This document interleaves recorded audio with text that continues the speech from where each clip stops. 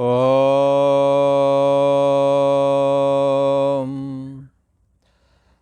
अखण्डमण्डलाकारं व्याप्तमेन चराचरं तत्पदं दर्शितं येन तस्मै श्रीगुरवे नमः। योगेश्वर श्री कृष्ण भगवान की जय। ऐं सरस्वत्यै नमः। श्री गंगा देव्यै नमः। पूर्व का प्रसंग चल रहा है। भगवान श्री कृष्ण से अर्जुन पूछते हैं कि हे भगवान, संन्यास क्या है और ये त्याग क्या है। इसको भगवान अलग अलग से हमें बताएं और इसका तत्व क्या है, यथार्थ क्या है, वो हमें अवश्य बतावें। इस प्रकार का अर्जुन भगवान श्री कृष्ण से प्रश्न करते हैं। भगवान श्री कृष्ण साधारण ही कहते हैं, कामनाओं को जो छोड़ दे वो सन्यासी कहने के योग्य है।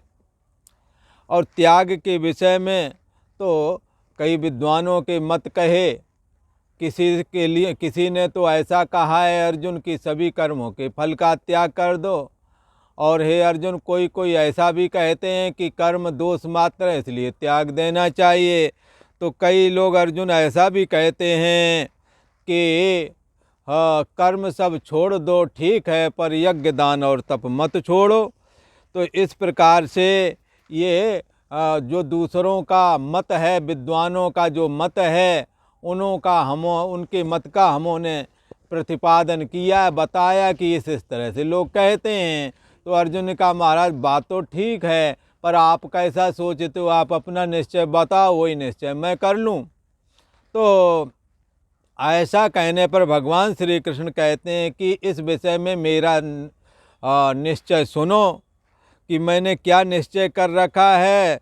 हे अर्जुन, जो लोग ऐसा कहते हैं संपूर्ण कर्मों को छोड़ना, ये भी हमारी समझ में नहीं आती बात, ये ठीक नहीं लग रहा है। समस्त कर्मों को यदि छोड़ दोगे तो फिर घर गृहस्थी के कार्य कैसे संपादन होंगे। अकर्मण्यता से ग्रसित आदमी कुछ भी नहीं करता और फिर उसके घर में दारिद्रता आदि आ जाती है, क्योंकि जब करोगे नहीं तो आपके पास कैसे धन धान्य अन्न जल कैसे आप उपलब्ध कराएंगे, कैसे आप घर गृहस्थी के जीवन का संचालन करेंगे। इसलिए ये बात अपने को समझ में नहीं आती कि सभी कर्मों का त्याग कर दें। और जो ये कहते हैं कि चलो सभी कर्मों का त्याग कर दो, कोई बात नहीं, यज्ञ दान तप रूप कर्मों का त्याग नहीं करना चाहिए। इस बात में थोड़े ये पॉइंट तो ठीक है, यज्ञ दान तप का त्याग नहीं करना चाहिए, परंतु बाकी का कर देंगे तो बाकी के घर गृहस्थी के जीवन में है। जैसे घर में किसी के गाय भैंसे हैं तो गोबर वो ना फेंके का है, उसका त्याग कर दे। और गोबर ले गए तो उसे पाथना पड़ेगा, कंडा बनाना पड़ेगा, भला। तो इस तरह से अब गैस सिलेंडर खाली हो गया तो ना भराने जाओगे, यज्ञ दान तप करना, बाकी छोड़ देना है, भला। तो अगर ऐसा करेंगे तो भगवान श्री कृष्ण कहते हैं तो भी बात बन नहीं रही है। इसलिए हे अर्जुन, हमारा इस विषय में तो ऐसा निश्चय है क्या, यज्ञ दान तपा कर्म ना त्याज्यम कार्यमेव तत्। पहली बात तो ये, यज्ञ दान तपरूप कर्म तो कभी त्यागना ना चाहिए, इन्हें करना ही चाहिए। और साथ में एक बात और जोड़ दी, यज्ञ दान तपरूप कर्म तथा रोज़मर्रा के उपयोग में आने वाले जो घर गृहस्थी के कर्म हैं उनको, जिसके यहाँ मान लो दुकान है, सुबह उठ कर के जल्दी से जाएगा दुकान पे, झाड़ू पोंछा वो सब करेगा कि नहीं करेगा जा कर के, तो बस दुकान तो उसका धंधा है, पर बाकी साइड के काम नहीं करेगा क्या। तो इस तरह से बहुत सारे काम हैं जो लोगों को लगता है व्यर्थ के, पर व्यर्थ के नहीं, उनका बहुत अहमियत है। जैसे पहले पुरानी महिलाएं गोबर हम लोग फेंक आते थे, वहाँ महिलाएं माताएं वहाँ पाथ देती थी, कंडा बन जाते थे, सूख जाते थे, फिर वो पूरे साल चलाए जाते थे। दूध गर्म करना है, दुनाड़ी में रख दिया, वो पूरे दिन गर्म हो रहा है, और 2-4 लकड़ियाँ लगा दी, साथ में 2 कंडा तोड़ के लगा दिए, अब बटुलोई की दाल गल के तैयार पक जाती है। तो ये सारी चीज़ें जो है ना, हाँ, ये अन्य कर्म के अंतर्गत यदि ग्रहण करें तो भगवान श्री कृष्ण कहते हैं कि यज्ञ दान तप रूप कर्म और भी जो तुम्हारे कर्तव्य पालन रूप कर्म हैं, जैसे तुम्हारी बुजुर्ग माता पिता आदि हैं तो उनकी सेवा करना। बोले यज्ञ दान तप को छोड़ के बाकी नहीं करना तो सेवा छूट जाएगी, नहीं छूट जाएगी। इसलिए सेवा ये अन्य कर्म है, कर्तव्य तुम्हारा बनता है, ये अन्य कर्तव्य पालन रूप कर्म, यज्ञ दान और तप रूप कर्म और अन्य कर्तव्य पालन रूप, हाँ, जो ये तुम्हारे कर्म हैं, इन सभी को करना चाहिए, भगवान श्री कृष्ण ने कहा। और कैसे करना चाहिए वो विधि बता रहे हैं। बोले किसी ने पूछ दिया बीच में, महाराज आप कहते हो कर्मों को करना चाहिए, पर क्यों करना चाहिए? ऐसी जिज्ञासा होने पर भगवान श्री कृष्ण कहते हैं, अर्जुन, यदि तुम ज्ञानवान हो गए हो, यदि तुम योगी हो गए हो, धर्मात्मा हो गए हो, पुण्यात्मा हो गए हो, तो कोई बात नहीं, फिर भी यज्ञ दान और तप करना और अपने कर्तव्य कर्मों का भी निर्वहन करना। तो फिर क्या होगा? अगर आप बुद्धिमान होगे तो और बुद्धिमान हो जाओगे, आपका चित्त निर्मल है तो और निर्मल हो जाएगा। यज्ञ दान तपा कर्म पावनानि मनीषीणाम, बड़े बड़े विद्वानों को भी ये यज्ञ दान तप रूप कर्म पवित्र करने वाले हैं। तो तुम करोगे, तुम्हारा भी चित्त पवित्र हो जाएगा और निर्मल हो जाएगा। निर्मल मन जन सो मोह पावा, भगवान राम जी ने तो कहा जिसका मन निर्मल है वही मुझे प्राप्त कर सकता है। तो भगवान श्री कृष्ण कहना चाहते हैं कि यज्ञ दान तप रूप कर्म तथा अन्य और भी कर्म, जिसमें कि तुम्हारे घर गृहस्थी के भी सारे कर्म आ गए, पिता के पुत्र के प्रति कर्तव्य, पुत्र के पिता के प्रति कर्तव्य, अपने समाज के बिरादरी के प्रति दायित्व, रिश्तेदारों के प्रति दायित्व रूप कर्म, ये सारे कर्मों को ग्रहण कर लेना। तो यज्ञ दान तप रूप कर्म ये तो करें ही, साथ में इन कर्मों को भी करें। कैसे करें? हाँ, यदि इन कर्मों को यदि करेंगे, पहले तो भगवान श्री कृष्ण का मत सुन लो, उन्होंने साफ और क्लियर कह दिया है। क्या कहा है कि इन संपूर्ण कर्मों को करना है, यज्ञ दान तप और अपने संपूर्ण कर्तव्य कर्मों को, क्योंकि ये बड़े बड़े विद्वानों को भी पवित्र कर देते हैं, लेकिन करना कैसे है वो इन्होंने बताया है। इन कर्मों में आसक्ति नहीं रखना कहीं भी, भला, और दूसरा फल की इच्छा का त्याग कर देना। हाँ, तो एतान्यपतु कर्माणि संगम त्यक्त्वा फलानि च, आसक्ति और फल की इच्छा त्याग करके इन संपूर्ण कर्मों को करना चाहिए। बोले कौन से संपूर्ण कर्म? यज्ञ दान तपरूप कर्म तथा अपने रोजमर्रा के घर गृहस्थी में एक दूसरे के प्रति कर्तव्य पालन रूप कर्मों को कैसे करना है? भगवान श्री कृष्ण कहते हैं आसक्ति का त्याग करके और फल की इच्छा छोड़ करके करना है। बोले अच्छा, ये आपका मत है क्या? बोले हमारा मत नहीं, हमने बड़ा शोधन करके विचार करके ये हमारी उत्तम सिद्धांत हमने तुम्हें बता दिया। पहले के लोग किस तरह से चार अनेकों प्रकार से सोचते हैं, उन अनेकों प्रकार के सोचने वाले लोगों के लिए हमने उनकी जो सत्य बात है, जो सत्य सिद्धांत, उसको ग्रहण करके बताया है। और वो क्या है? कोई भी कर्म करें आसक्ति ना रखें, किसी जगह में आसक्ति ना रखें, किसी पुरुष या स्त्री में आसक्ति ना रखें, फिर भी कर्म करें, अपने कर्तव्य पालन का निर्वहन करें। तो ऐसा करने से तो क्या होगा? वो कर्म बंधनकारी नहीं रह जाएगा।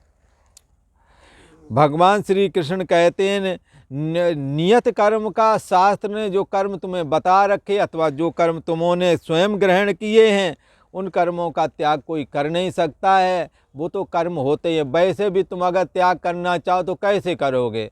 शरीर की नस नाड़ियों में खून दौड़ रहा, अब ये क्रिया हो रही है, और अभी बैठे रहो, कुछ देर बाद भूख लगाएगी तो प्राणों की क्रिया तो चालू है, प्यास लगावेगी।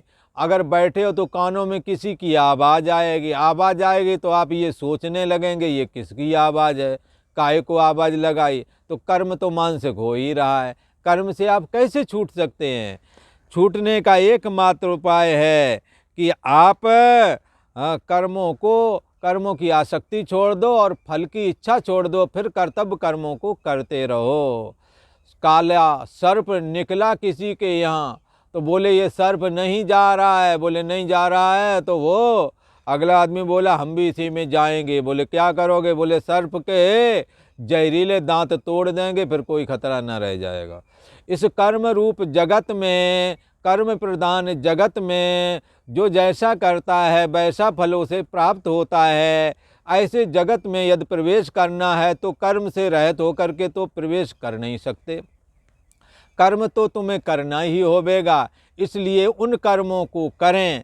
कैसे करें? समस्त कर्मों को आसक्ति का त्याग करके करें और फल की इच्छा का त्याग करके समस्त कर्मों को करें, तो कर्म फिर करते हुए भी बंधनकारी नहीं रह जाएंगे, ऐसा कहा। और यदि इस सिद्धांत को ना जान करके केवल कर्म मात्र का त्याग करोगे, बंधुओं त्याग बेशक कर लो, आसन लगा के बैठ जाओ और कहो कि मैं कुछ नहीं करता, तो भी तुम्हारा मन कुछ ऊटपटांग सोच रहा होगा, कभी अच्छाई बुराई सोच रहा होगा, तो मानसिक कर्म तो हो ही रहा है।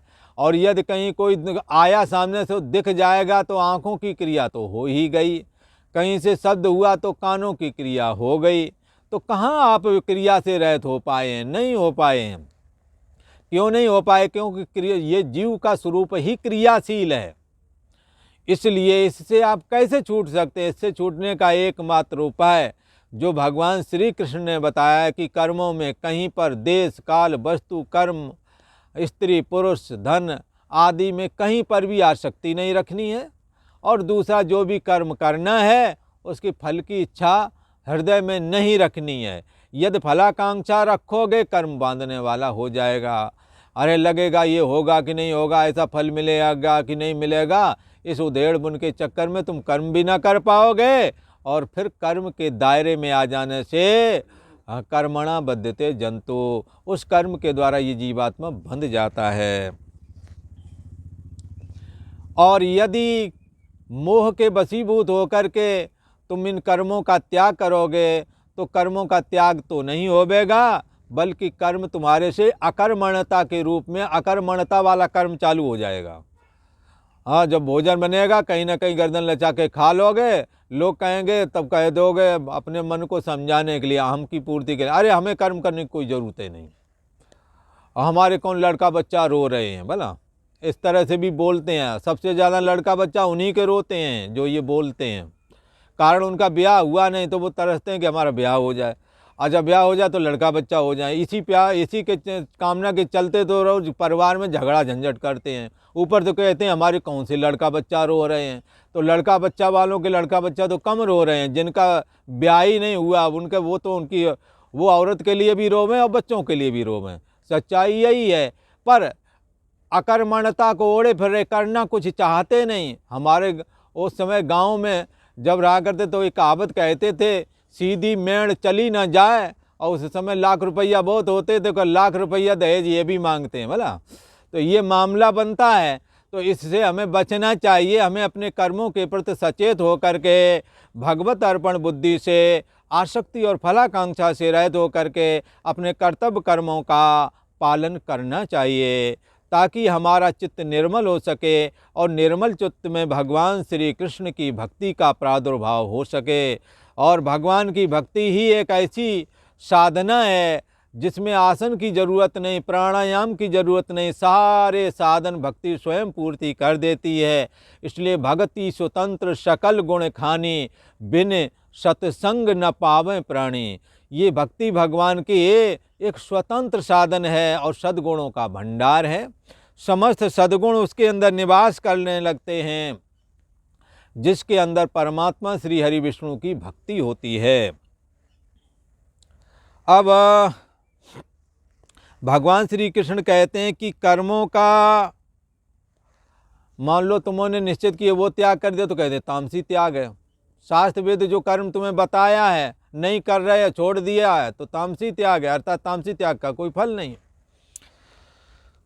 अब राजसी त्याग का वर्णन करते हैं। कई बार क्या होता है कि बहुत सारे कर्म हम कर सकते हैं पर इसलिए नहीं करते शरीर को कौन कष्ट देवे।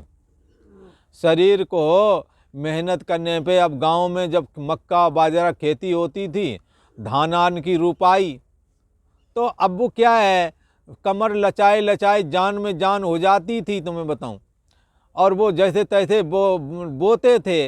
अब इसमें शारीरिक कष्ट है।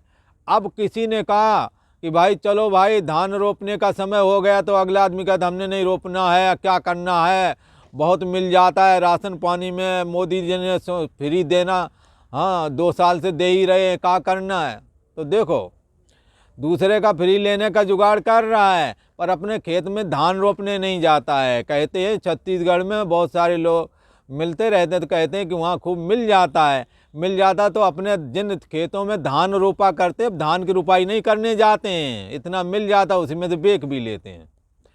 वाह, मजदूरी भी नहीं कर, पहले तो उसके चक्कर में मेहनत भी करते थे, वो नहीं कर रहे हैं। जब कभी बंद हो जाएगा तो ये रोएंगे, मरे जा रहे, गरीब पिसता जा रहा। अब गरीब पिसेगा, गरीब कुछ करना भी नहीं चाहता, इतना अकर्मण्यता नहीं ठीक है। अब ये जो कर्मों का त्याग कर रहे हैं किस लिए करें, काया को क्लेश न पहुँचे इसलिए बोला। अब सुकुमार बनते जा रहे हैं, चाहिए तो ये था कि अपने खेतों में भी उगाते, यहाँ मिल ही रहा है तो उसका आप बेच करके अच्छा कमाई कर सकते थे, नहीं। अब बैठे हैं घरों में, कई चिलमची आकर एक दूसरे के पास बैठ जाते तो चिलम फूंकते, बीड़ी फूंकते हैं, एक दूसरे की गप सड़ाके लगाकर राग द्वेष की चर्चा करके समय बिता देते हैं। पर हाँ क्या होगा कर्म करके, क्या होगा धान रपा, कुछ होता तो है नहीं, हुआ वो जानवर खा जाएंगे, फलाने 40 बातें बताएंगे और काम नहीं करेंगे। भगवान श्री कृष्ण ऐसे लोगों के लिए कहते हैं कि ये ठीक नहीं है तुम्हारा त्याग। भगवान श्री कृष्ण कर्म के विषय में कहते हैं, क्या कह रहे हैं दुख मित्यो यत कर्म काय क्लेश भया त्यजेत सकृत्वा राजसं त्यागम नैव त्याग फलम लवेत। ये अध्यात्म मार्ग की बात है। तो भगवान श्री कृष्ण कहते हैं राजस त्याग के, तामस त्याग तो बता दिया कि तामसी त्याग कैसा है। तुम्हारे लिए जो नियत कर्म कर रखे, जैसे कहीं विवाह करके लाए, एक घरवाली ला कर बिठा ली, अब तुमने पीना चालू कर दिया, कहीं यहाँ रास्ते में पड़े कहीं वहाँ रास्ते में, उसका पेट कैसे भरे, उसको कपड़े लत्ते कहाँ से आवें। और किसी दूसरे से बोल दी तो उसको मार मार के हाँ पी पिवाए के उसकी तुड़ाई करते हैं, फिर वो कहीं जाने का विचार करती है। बाद में कहीं तो एक आए थे और उनकी गूंगी पत्नी थी, अब बेचारी किसी तरह गुजारा कर रही होगी, पी पिवा कर उसको मारा मूरा और वो भाग गई। तो क्या करे फिर अगला आदमी, जब तुम ऐसा करोगे, तुम्हारे लिए नियत है कर्म पत्नी का पालन करना, तुम ही विवाह करके लाए और उसका भी तुम त्याग कर रहे हो, तो इस करके ऐसा त्याग तामसी है। अब ऐसा त्याग वहाँ जब वो भाग गए तो तुम भी किसी काम के नहीं रहे, घर बार बर्बाद कर लिया, तब तुम त्यागी बन करके हमारे पास आ रहे हो। ये कोई त्याग नहीं है, ये बर्बादी है। त्याग तो वो होता है जब वैराग पूर्वक आओ और भगवान की भक्ति करो तो त्याग कहलाता है। ये तामसी त्याग का कोई फल नहीं है, ये तो एक तरह से अकर्मण्यता और तुम्हारा दोष है, तुम्हारे दुर्गुण हैं, जिसकी वजह से वो पूरा परिवार तबाह हो रहा है। संन्यास लेने वाला कोई किसी को तबाह करके नहीं आता, उसके घर ज्यों के तो अपने उनके पारिवारिक सब अपना पारिवारिक संपत्ति एक दूसरे में बंटवारा करके काम करते हैं, कोई बर्बादी थोड़ी करता है सन्यासी। सन्यास लेने वाला आदमी तो वैराग्य की वजह से आता है सन्यास मार्ग में, तब उसके त्याग का फल है एक यज्ञ के बराबर। जब समस्त परिवार का और धन संपत्ति का परित्याग करके जब कोई सन्यास मार्ग में प्रवेश करता है तो उसे एक अश्वमेध यज्ञ के बराबर फल प्राप्त होता है, ऐसा वचन शास्त्र का है। इसलिए ये त्याग ठीक नहीं है, भगवान इस त्याग का निषेध करते हैं। ये तामसी त्याग है, इसका कोई फल नहीं। रजोगुणी त्याग क्या है, रजोगुणी त्याग है काय क्लेश भयात त्यजेत। 8वां श्लोक है ये। इसमें भगवान श्री कृष्ण कहते हैं कि ये अकर्मण लोग पहले तो ये माँ बाप करते रहे। एक हाँ, यहाँ पर एक लड़का आया था, उसकी माँ गुजर गई तो उसके पिता ने उसका पोषण किया, और पोषण किया तो इसलिए थोड़ी दया रही कि इसकी माँ है, नहीं तो उसके कपड़े लत्ते से लेकर उसका सयाना होगा तब भी धुलता रहा। आज उसकी ये स्थिति हो गई। अब वो कहता वही करें हम, वो अपने शरीर चलाने के लिए भी कर्म नहीं करता। पढ़ा लिखा दिया तो नौकरी करने कहीं नहीं जा रहा है, क्योंकि जाएंगे तो कोई कुछ बोलेगा, बोलना बर्दाश्त नहीं, क्योंकि पिता सब सुनता रहा माँ ना होने की वजह से। तो क्या है, कई बार कुछ काम ना करने देना ये भी अकर्मण्यता का कारण बन जाता है। कितने बच्चे 8-9 बजे 10 बजे उठ रहे हैं, उनके जूते तक माताएं धुल रही हैं, कपड़े धुल रही हैं। तो अब ये क्या है, जब इन पर आती है सारा वजन एक साथ आता है तो फिर अब कौन उठे सुबह, बड़ा इतने सुबह, कई बार 7 बजे ट्रेन पकड़ना या कई और काम लग जाते। अब इन्हें लगता है ये सुबह कैसे उठूंगा भला। तो ये क्लेश, ये काया का क्लेश नहीं सहना चाहते हैं। और यदि काया का क्लेश पहले से सहते रहे और करते आते तो जरूर करते। हाँ, जो घर के काम करते हैं उनको थोड़ी हे दृष्टि से लोग देखते हैं ऐसे। हाँ, जो फिर जब ज़्यादा बड़े आदमी पढ़ लिख के बन जाते हैं तो इनके घर में माँ बाप और भाई बंधु तो इनके ऐसी आदत बना ली कि इन्हें दूसरे को अपना ही नहीं बना पाते हैं भोजन, तो दूसरों को ये क्या खिलाएंगे। फिर इनके यहाँ कोई वो जो नौकरानी और नौकर आते हैं, वो 2 रोटी की ज़रूरत होते तो जानबूझ के आटा ज़्यादा बना देते हैं, और 10-15 रोटी बना देंगे तो बाद में बची हुई रोटी तो खुद ही कहोगे अरे ये लिए जाना, नहीं तो ये ख़राब हो जाएंगी भला। तो वो तो जान के ऐसे ही करते हैं तुम्हारे से। हाँ, जो तुम्हें अपने परिवारिक जनों के ऊपर जो उपकार के लिए खर्च करना था वो नौकर ऐसे करके तुम्हारा ले जाएंगे, तनख्वाह भी लेंगे और कुछ चुपके से भी डाल ले जाएंगे, और पीछे तुम्हारे घर का कुछ हाल ले जाते हैं, क्राइम वगैरह भी करते हैं ये लोग। और देख लिया तो पीछे जा कर के जब आप ड्यूटी गए तो पीछे का हाथ मार देते हैं भला। तो इस तरह के कर्म इन लोगों के साथ होते रहते हैं, और केवल इसका कारण है काय क्लेश भयात त्यजेत। इनके माँ बाप ने बड़ी मेहनत करके अच्छी पढ़ाई, इन्होंने घर गृहस्थी के कोई काम ना सीखे और ना करे। अब जो करने वाले हैं उनको निम्न स्तर का देखते हैं, जबकि ऐसी बात नहीं। कर्म कोई अच्छा या बुरा नहीं होता, इरादे ही अच्छे और बुरे होते हैं। अब आपका नज़रिया ही आपको बर्बाद करने में पर्याप्त है। कितने क्राइम आप देखें परिवारों में जो उन नौकरों के द्वारा हो रहे हैं, जो आपसे घुल मिल गए, और ऐसे घुले मिले जैसे कि आपके भाई नहीं घुले मिले, उनको नहीं आप आने देंगे। जैसे कि आप गांव वाले भी होवेंगे उनसे नहीं मिलेंगे, क्योंकि ये लोग गंदे लोग हैं, ऐसा कह के उनका निरादर करके ना उनके नातेदारी में जाना, ना उनके रिश्तेदारी में जाना, ना किसी से व्यवहार रखना। और बाद में वो लोग ताड़ लेते हैं और तुम्हारे को टारगेट बनाते हैं कि इसका आगे पीछे कोई नहीं, हाँ काम करो और चंपक हो। तो इस तरह के घटनाएं इनके जीवन में होने के चांस बन जाते हैं। इसलिए काया का क्लेश ना देखें, बल्कि काया से क्लेश सहने की आदत डालें और अपने समस्त कर्तव्य कर्मों को स्वयं करें। यदि करोगे फिर बाद में भले ही दूसरे से करवाओ चलेगा, पर आप कर्मों को बिल्कुल नहीं करते हैं, ये आपके लिए बहुत घातक है। आप सब्जी दाल रोटी बनाना ज़रूर सीखें, और फिर बाद में ना बनाए चलेगा। तब कम से कम यदि नौकर या नौकरानी आएगी उसको रोटी गलत बनाएगी तो आप कह सकेंगे रोटी को ऐसे बनाओ, वरना वही खाना पड़ेगा जैसा वो देंगे। और हो सकता है कभी थूक है बना दें या और कुछ गंदगी करके डाल दें, फिर ऐसा अगर पेपर में कहीं सुनने को मिल जाए तो हमारी बात मान लेना, अगर ना सुनने को मिले तो कोई बात नहीं, गलत समझना, ठीक है ना। तो ये क्या है कि ये सारी चीज़ें आपके जीवन में आ जाती हैं तब जब आप अपने कर्तव्य कर्मों से मुकर जाते हैं और इन समस्त कर्मों को काय क्लेश बसात, शरीर को कष्ट ना हो और आराम तलब और आराम तलब और आराम तलब। फिर पीछे लोग आते हैं जो तुम्हारी आराम तलबी का नाजायज़ फ़ायदा भी उठाते हैं, पैसे भी लेते हैं, नुकसान भी पहुंचाते हैं, और एकाकी देख करके आपकी जान की भी बन सकती है। इसलिए भगवान श्री कृष्ण ने कहा नैव त्याग फलम लभेत, यदि कोई सन्यासी भी इसी तरह से संन्यास लेने के लिए आए और इसी दृष्टि को मद्देनजर रख करके त्याग करके आए तो उसे त्याग का फल नहीं मिलेगा। जो जिम्मेदारी नहीं समझता घर पर, वो यहाँ जिम्मेदारी समझेगा? जो वहाँ घर पर माँ बाप के भाई बंधुओं के काम नहीं है वो हमारे काम आवेगा क्या? यहाँ सन्यासियों के आश्रमों में बूढ़े बड़े से लेकर हर तरह के लोग हैं, पर उन्हीं लोगों को ये लोग भी प्राथमिकता देते हैं जो कुछ है सेवा करने के इच्छुक हैं। जो सेवा करने के इच्छुक नहीं है उन्हें ये भी नहीं देते हैं। इसलिए अपने जीवन में अकर्मण्यता को कभी प्रवेश नहीं करने देना है। ये अकर्मण्यता इस जिंदगी का अभिशाप है, इससे हमें हमेशा बचना चाहिए।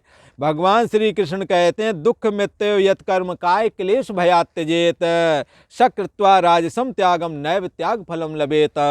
भगवान श्री कृष्ण कहते हैं कि ये जो कुछ भी कर्म हैं ये सब दुख रूप हैं, ऐसा समझ करके यदि कोई शारीरिक क्लेश के भय से कर्तव्य कर्मों का यदि त्याग कर दे, अरे इन माँ बाप को हम टेंशन नहीं लेने के, देखो हम 1.5 लाख रुपए ये कमाते हैं और ये कमाती है 1 लाख रुपया, ऐसे 2.5 लाख का है, हम वृद्धाश्रम वाले कितना लेगा, जितना लेगा दे देंगे, पर अपन टेंशन नहीं रखेंगे इन दोनों लोगों की, बढ़िया सा कर देंगे, कोई बात नहीं, आराम से रहेंगे।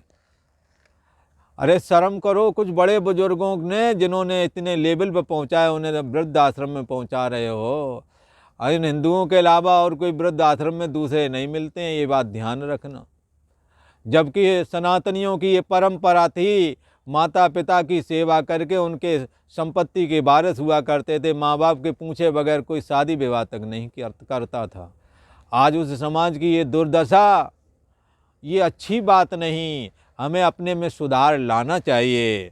भगवान श्री कृष्ण कहते हैं जो कुछ कर्म हैं वह सब दुख रूप ही हैं, ऐसा समझकर यदि कोई शारीरिक क्लेश के भय से अपने कर्तव्य कर्मों का त्याग कर देता है, ये तुम्हारा कर्तव्य बनता है, ये फर्ज बनता है। भले ही नौकरी में नुकसान होता हो, अपसेंट होती है, होने दो, पर माँ बाप की सेवा के बगैर आपका जीवन वृथा जाएगा।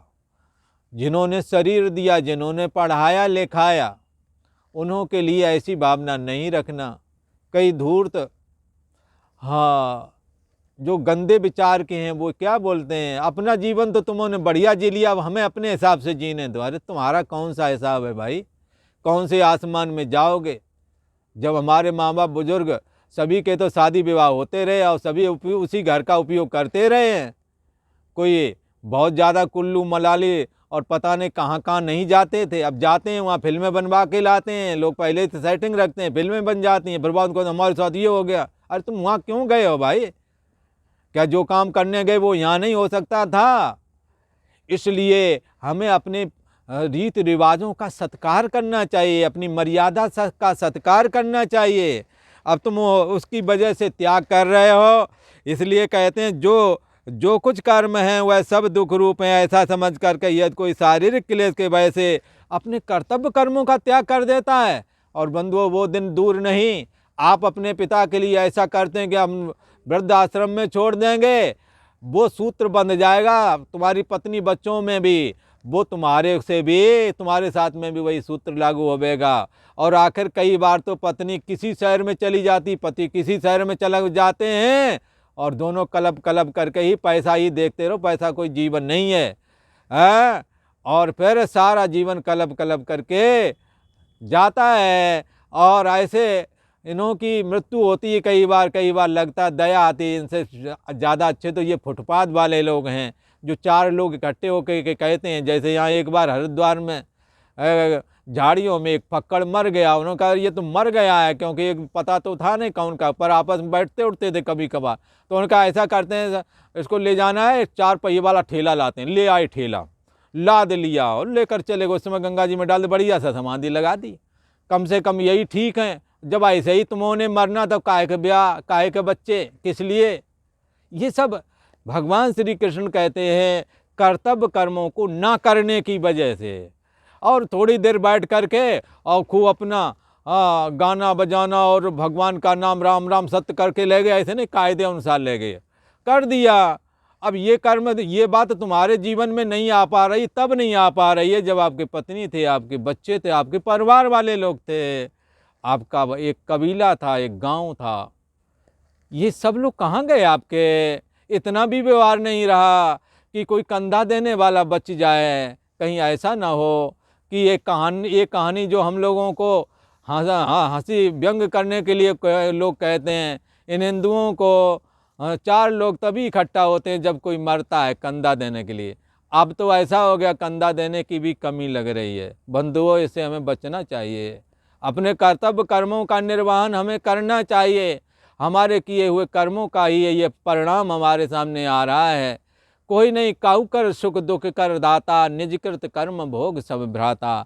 अरे भाई, कोई किसी को सुखी और दुखी नहीं करता। ये हमारे और आपके किए हुए कर्म ही हमारे को सुखी और दुखी करते हैं। इसलिए अपने कर्तव्य कर्मों के प्रति हमें सचेत रहना चाहिए। मानो भगवान श्री कृष्ण ये कह रहे हैं। इसलिए यहाँ कहा, शारीरिक कष्ट के भय से जब कर्तव्य कर्म का त्याग कर देता है तो वह राजस त्याग कहलाता है, और उस त्याग का कोई फल नहीं।